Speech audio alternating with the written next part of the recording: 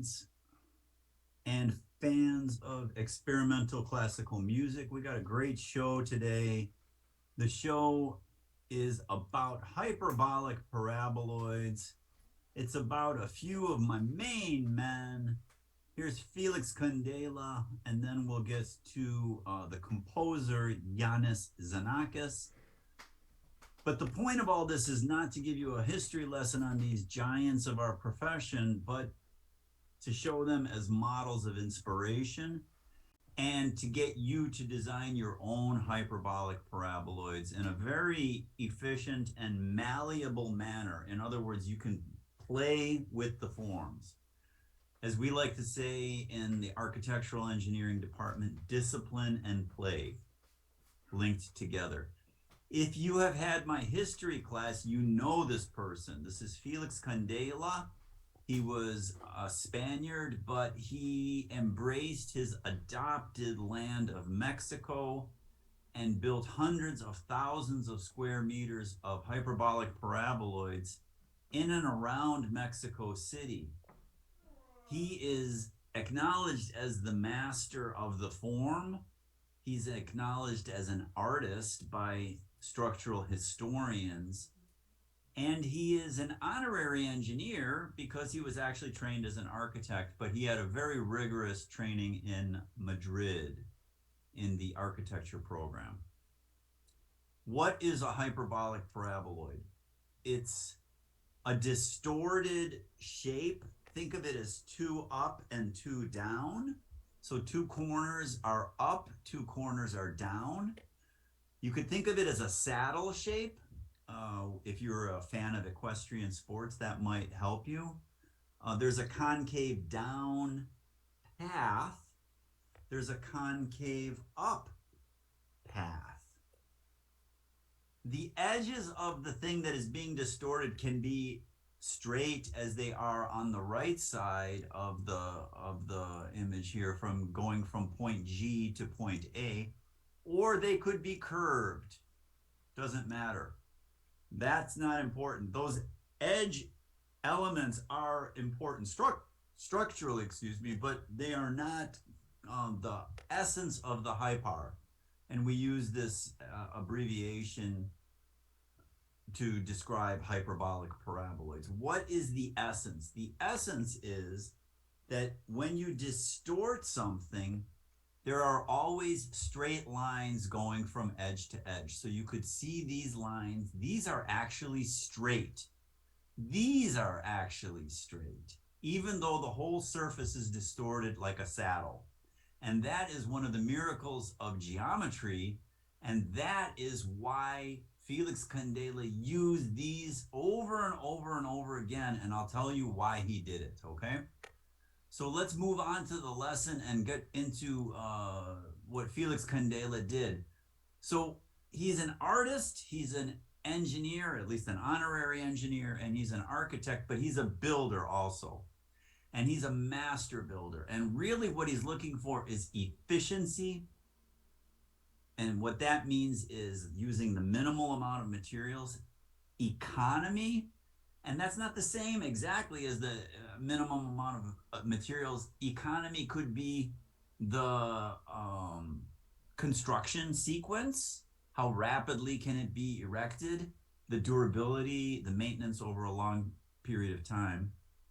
And then the elegance, the aesthetics of it. And that's what I want you to be driving at for today, is the elegance. We don't have to really worry about the efficiency and the economy so much as the elegance today.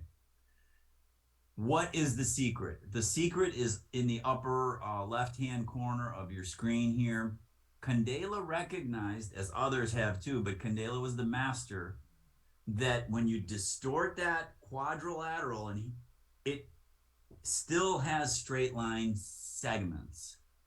Mathematically, you can call those generators if you want, but just think of it as cheap Home Depot lumber.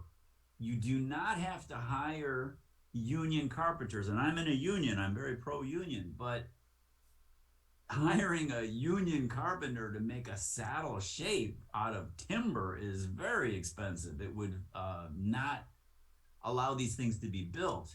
He built these things very, very rapidly using very simple elements like this. This image will show up again in the lesson today, but just kind of keep it in your mind and perhaps try it at home with popsicle sticks or 2 pencils and some dental floss perhaps, and pull it tight, and then you'll see exactly what I mean. In our lab in the architectural engineering department, we've generated hyperbolic paraboloids. Here, this is interesting material. These are recycled milk jug cartons that we fabricated into straight sticks.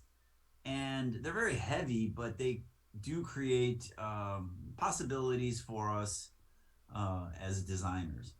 So let's go back to this shape one more time and think about that the edges, it doesn't matter whether the edges are straight or curved. We will use straight edges for this exercise today, so the image on the right. But the image on the left is something that you've seen. I mentioned the saddle. What else has that shape? Everybody together out loud. What has that shape? Yes, that's correct. The Pringle potato chip. So here in the interest of science only, I bought a can of Pringles, the small can, and I put it on the table here, and I have a single Pringle, which sounds like the beginning of a great song.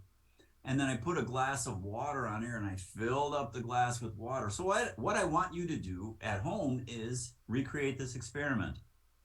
And then weigh the single Pringle and weigh the glass filled with water and give me a strength to weight ratio, sort of like Spider-Man here. This is unbelievable, right? This is a single Pringle.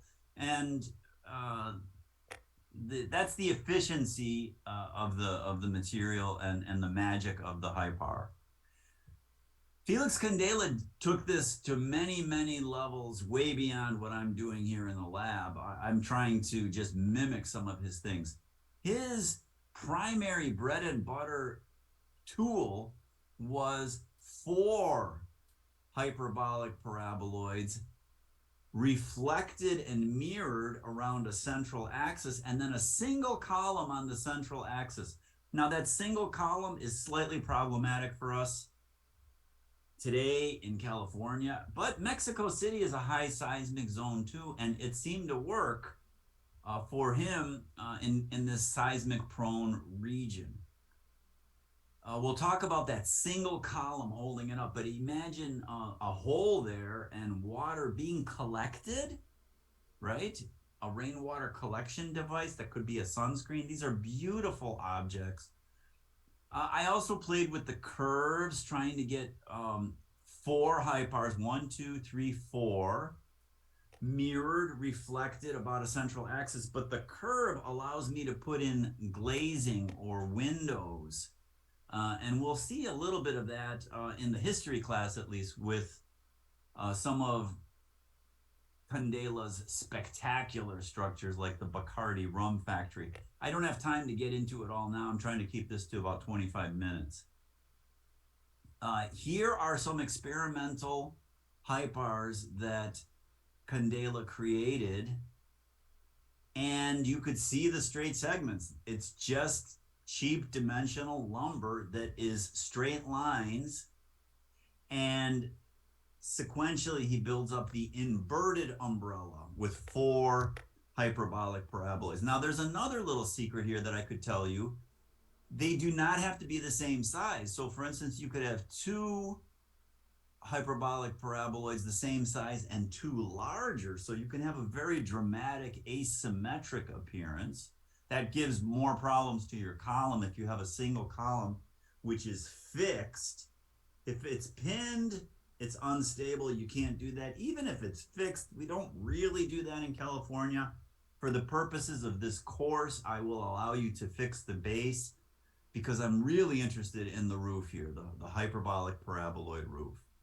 So here you could see Felix Candela's single column holding up 4 hyperbolic paraboloids. And he loved this shape so much that he even used it in the foundation. You could see the hyperbolic paraboloid in the foundation. which greatly helps these perform in the earthquake-prone regions of Mexico. We don't do this in California. We should. Okay, so what do I want you to do? I want you to create your own designs, and then it would be nice to 3D print it. I will insist that you make a 3D print model from GeoGebra, but you don't actually have to physically print it. But I did have some students physically print some in previous iterations of the course. B plus work, maybe. What do you think? B plus work. You could see, excuse me, the 4 hyperbolic paraboloids. You could see the hyperbolic paraboloid foundation. You could even see a mock-up of that very simple formwork that I showed you here. So that's pretty nice. The other thing that is alluded to in this model is the difference between the heights of the umbrellas. Now start thinking like a designer. What can I do with those differences of height? Well, if you put these hyperbolic paraboloid inverted umbrellas next to each other in a building, you can put glazing or glass or windows there and let light in a very controlled and beautiful manner. It could be a tiny slit even for super dramatic lighting on the inside. And then there's another secret that you could do with the lighting, and I'll tell you that in a second. So here, maybe I should have given them an A minus, I don't know, but they got a B plus here. You could see that playfulness of tinkering with the heights of the inverted umbrellas, okay? And then you could see the playfulness of Candela. These were unreinforced concrete. He was just experimenting with them on the outskirts of Mexico City in the early 1950s, mid 1950s. And he punctures these hyperbolic paraboloids. Can you see the punctures? Why is he doing that? He is letting light in a magnificent manner, in a controlled, playful manner. And the load flows around the hole. Shells are very forgiving of local holes in the surface. The load will flow around, just like water would flow around that. Yes, some water would drip in, but a lot of the water would naturally flow around. Now, why do I point these out? Well, there's another Cal Poly connection. There was a magazine called Arts and Architecture, a very prestigious magazine, and our own dean of our college, the founding dean, his name was George Haslin. You could see his sculpture in the courtyard behind our building. He was an editor of that magazine, and he was a big fan of Candela's structures, and he put this factory on the cover of Arts and Architecture magazine. This is a factory. This is not a church. This is not a museum. This is not some kind of special space. There's workers making, Pringles potato chips in there or something, right? So it's super important to realize that these were economically driven forms. Candela won these contracts because these were the cheapest things to build. So it's a great story. We don't have time to talk about Felix Candela, but there he is with a beautiful hyperbolic paraboloid behind him. Now let's go to my main man, Yanis Xenakis, in 1958 in Brussels, Belgium. This is the World Expo. It's the first expo after World War II. And Xenakis was the designer of a very important building. Now, the credit is often given to Corbusier as the architect of record, but Corbusier managed the vision, and the vision of the structure is fantastic. But let me introduce you to Xenakis right now. He was a structural engineer. He graduated at the University of Athens in Greece. He was actually born in Romania, but he was born in 1922, as you can see, putting him at that very tender age of his early 20s during World War II. And during the fighting of World War II, which he participated in, he nearly died. He lost his left eye, and he was struck by shrapnel in his face, and you could see the disfigurement. which he never really hid. I think he looks pretty cool like that, but he was a composer also. So he wrote classical music, and it's very experimental stuff. Some of it is hard to listen to. He's using probability theory and mathematics in his music, and you could see diagrams. That's a score behind him. That's a musical score, even though it looks like a Fourier series, which he was interested in, of capturing phenomena, right? uh, I'm not an expert on his music, but I am a composer and I'm a civil engineering professor, structural focus, and I'm just thrilled that Xenakis has risen to this pantheon of heroes, and in a very curious way, because Corbusier had this vision of a space for this pavilion, and the pavilion story is unbelievable. The pavilion story is this: that the Philips Corporation, a German company that produces high-end audio speakers and stereo equipment, wanted to show off the fidelity of their speakers and of their projectors. So they built this pavilion and they hired Corbusier, but Corbusier went super experimental and he gave the whole project to Xenakis. And Xenakis started using his mathematical ideas. And here is the thing that I'm super excited about. There's a floating point in space. For Xenakis, there were three such spaces, stabilized by three struts, and then a quadrilateral forms in between the points.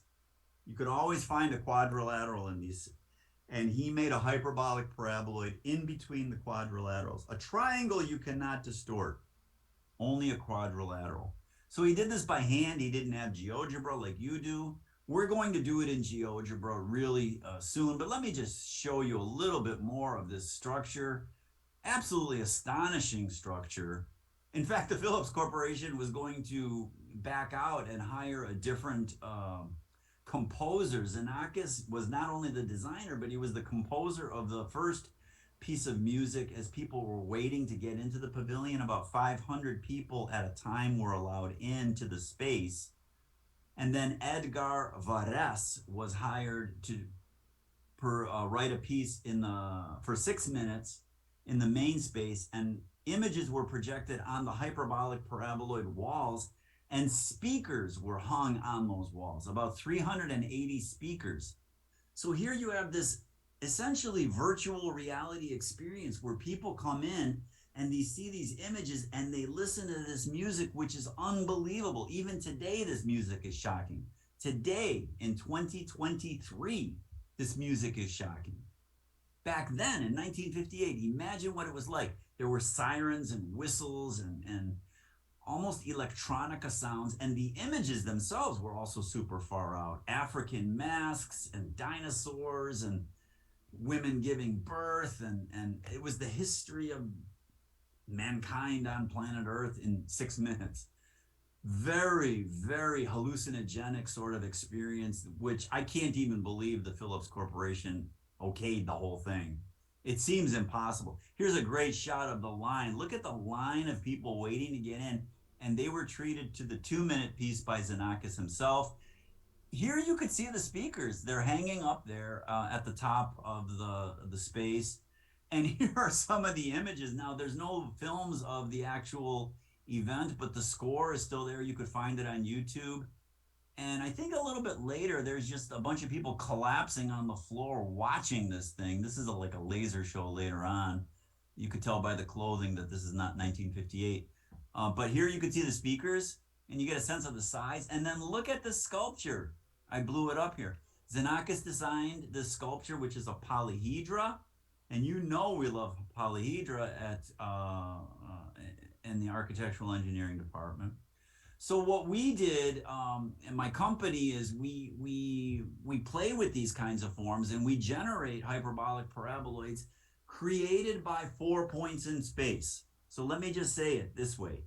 All you need is 4 points in space. I don't care how you get them. I'm going to give you a technique to control the 4 points in space. But you could just draw 4 points in space, stabilize them, 3 struts per point, and then in that quadrilateral, make a hyperbolic paraboloid. That's what I want you to do. But I will take it one step further and actually give you some workflow techniques.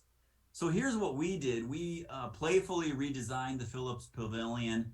I don't know if I have this on another slide, but we made this node just floating, just hanging over the entrance.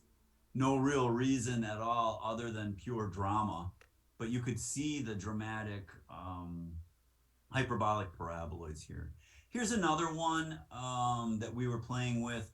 4 nodes in space, 1, 2, 3, 4.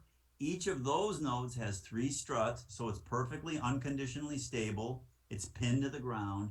And then 3 more nodes floating up there, but you could always find a quad. You could always find a quad. So where you find a quad, even on the walls, you could find a quad. Make a hyperbolic paraboloid. It's super, super beautiful. Straight line segments, nothing to it. It'll take you just a few minutes, and then the magic begins, and I'll show you what the magic is. How do we do this? Lots of different ways. I suggest the following. Put a footprint down on the ground. It's easiest to start this way. Then you can get fancy later, but start this way. Put a footprint on the ground. Here I made a square, 25-meter square. We're using meters because we get a lot of international commissions at Poly Shells LLC. 25-meter square. Put a sphere centered on each corner of your base polygon. If it's a hexagon, you'll have 6 spheres. If it's a pentagon, you'll have 5 spheres. It's a quadrilateral or a square, you'll have 4 spheres. The spheres should have independent radii or at least matching radii opposing each other. They should not all have the same radius. Then put some scale factors in here. I made a person 2 meters tall, a sports car 4 meters long, and a yellow school bus, 14.5 meters. Now, how did I do that? These are not beautiful scale factors, but you'll see they're important. I put a dot down on the base and I called it person. And then I made another dot that was equal to person plus 0, 0, 2 for a 2 meter tall person. So the Z direction is 2 meters. Then I put a dot on the ground and I called it bus. And then another dot 14.5 meters away in the X direction, 14.5 meters away in the Y direction, 0 in the Z. And then I drew a cylinder between the dots. I drew a cylinder for the person, a cylinder for the bus, a cylinder for the car. It's not perfect, but it's great. It's better than trees because trees come in all sorts of sizes, but everybody knows how big a school bus is, right? So you absolutely have to have scale factors. Now, here's the secret. Put a dot on each sphere, on the surface of each sphere. If you're on the A sphere, call it A prime. If you're on the B sphere, call it B prime. That dot is glued to the sphere. It cannot leave the sphere. And this is the secret to our workflow that will help you knock this out in 20 minutes or so, and you're going to love it, and it's going to be great. So you have 4 floating points. Now again, you could, if you are Yanis Xenakis or Felix Candela, you don't need this technique. You're a genius designer, go for it. Give me 4 points in space. But if you need some help, I really suggest that you do this because this is a very rich idea. Start with 4 points in space that are locked to 4 spheres. Then make the distorted shape. I call that my main hyperbolic paraboloid. It goes from A prime to B prime to C prime, C prime to D prime back to A prime. Okay? Notice the scale factors now. Then I start stabilizing things with 3 struts per node. 3 struts per prime nodes. For the purposes of this course, if you want one column, a vertical column, that's fine, as long as it's fixed. And as long as you tell me it's absolutely fixed, it cannot be pinned. You cannot have one vertical column. It will collapse and everybody's dead. All 500 people in that pavilion are dead. It would be terrible. So I want you to either give me a fixed column base or 3 pin-ended struts. Then what I did was I just dropped vertical. So I just dropped vertical lines through the prime points, and then I made landing points underneath those dots, directly underneath those dots. So I have 2, 4, 6, 8. So I need 4 more sticks. And I arbitrarily just decided, well, let's tie it to the footprint. So I found the midpoint between A and B on my footprint, and I will drop a diagonal to that point. Then I found the midpoint between B and C, and I will drop a diagonal to that point. You know, that's not art. It's not super beautiful, but I'm just showing you the technique. Now you can start playing with things, okay? You can start playing with things and you could start making the hyperbolic paraboloid. And I'll show you how I did this. It's super fast, super easy. And I changed the color of the hyperbolic paraboloid. Here it's orange so you could see it. And now start playing with this and come up with your own shapes. 3D print it, or at least make a picture of the 3D print. So let's stop this share here and go into GeoGebra and take a peek at how this works. So I have I'm going to share my screen here so you could see it.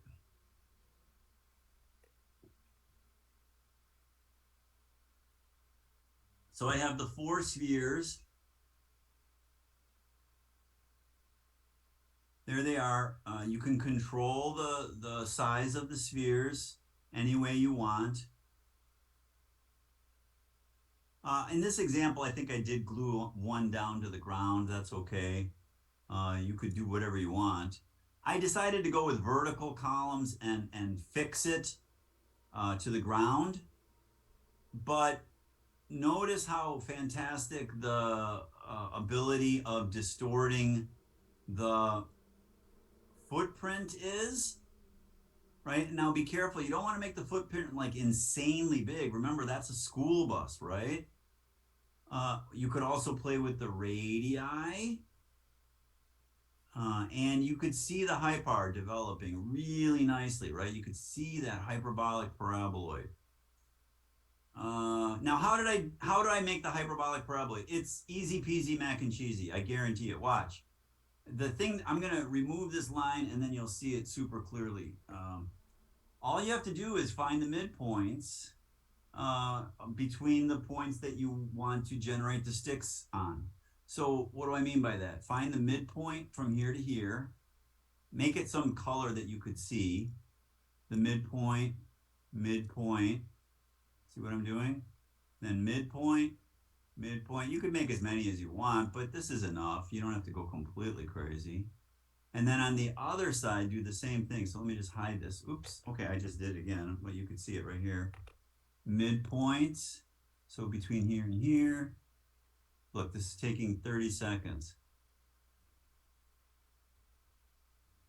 And now watch, like this is so fun. I'm gonna make a black stick for that edge beam, which we talked about a little bit. That could be straight or that could be curved, it doesn't matter. And then I'll use a different color here so you really see it. Let's make it this kind of fuchsia. So here we go. And just connect the dots.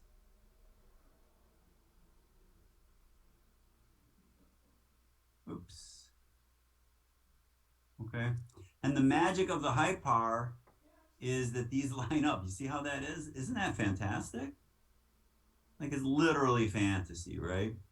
So these sticks are what made Candela create extremely efficient formwork. And then he poured concrete on here. We're not going to pour concrete or anything like that. But I want you to play with these forms and make literally spectacular forms.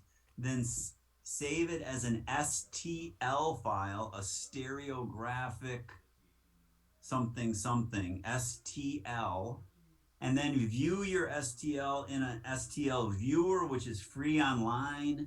I think SketchUp must have it. I used Rhino, which is free for an educational version, but that's probably overkill for a general education class. But let me show you the Rhino rendering, and you'll see it's pretty spectacular. I even printed the bus and the car, and there's, well, look at that. That looks like the Palm Springs Visitor Center, right? You know, people used to build like this. Architects understood this, and the tradition is lost for a variety of reasons. One of them is the lack of polytechnic training. So you are the chosen few. You will be washed clean soon. And I want you to make forms like this and to just really enjoy the process of making these, right? It's going to be super, super fun for you. Let's try another one here. What else is here? Here's the other one that I did with the clumsy braces. But you could see it's a hyperbolic paraboloid. You could see the bus, you could see the car, you could see my little 2-meter tall person. Okay, so let's go back to the PowerPoint and finish the show here. So, what I want you to do is play with the forms. Oops. Make something better than what I did. Make something better than Xenakis did. Just make it your own. Here I raised 3 points and I left the 1 point, the 4th point on the ground. Now these are unstable if they're pinned at the base, but you can just say it's fixed at the base, make an icon that says it's fixed, and it'll be okay for the purposes of this class. Here's a few of the 3D printed models. The most important thing is discipline and play linked together. Without discipline, it's just chaos, right?